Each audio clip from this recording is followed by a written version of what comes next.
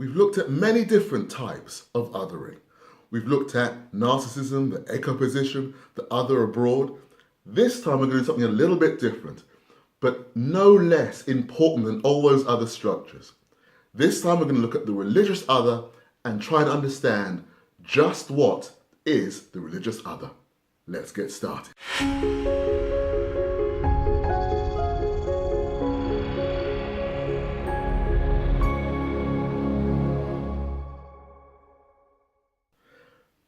Welcome back. I'm Dr. Dwight Turner. This has been The Other. And what we're going to do on this particular cast, it's the holiday season here in the UK, is we're going to look at religion and the formation of otherness through varying religions.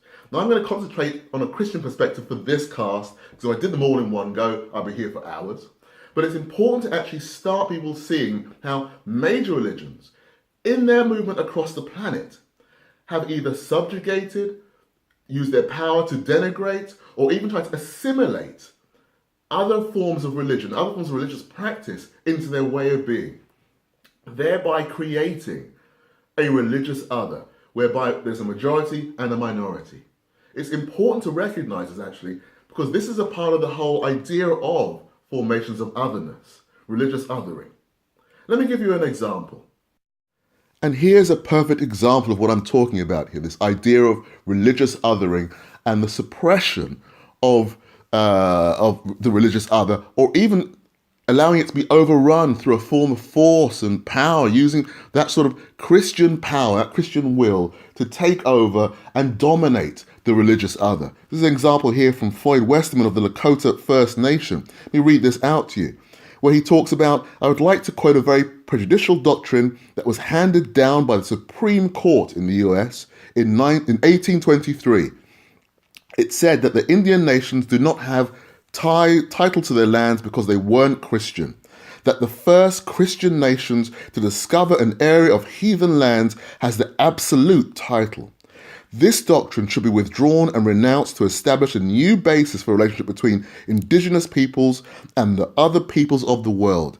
And it's hugely important, his words are hugely important here, to underline just how much Christianity was used to oppress, suppress, and actually de-roll and take away lands and titles from the religious other.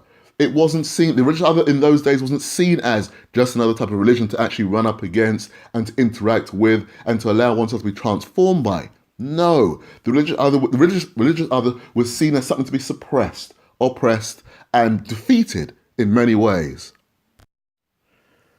And here's another example of the othering of another religious sort of perspective. This one comes out of sort of Maori culture out of New Zealand, where Christianity sort of moved in to New Zealand and Australia and other ways as well in the late 1700s and the early 1800s, where Christianity sort of overtook Maori culture, converting this idea that you convert the savage into something more civilized based on a sort of Christian doctrine was very much alive during this period of time.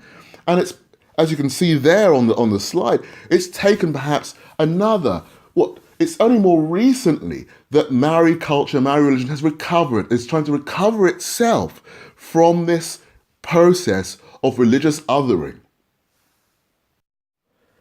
And yet there are those religions that survived by actually making themselves into an echo of what they truly were in the first instance. For example, in front of you now you have a candomblé ceremony, which was actually from the region of Brazil, Salvador. This image is from, but it's in its origins came out of the West African region of Africa. Basically, it's out of the Yoruba sort of area of Africa. And what happened during this time is when Christianity moved into that region of Africa, and slaves were taken and moved across to South America with the Spanish and the Portuguese.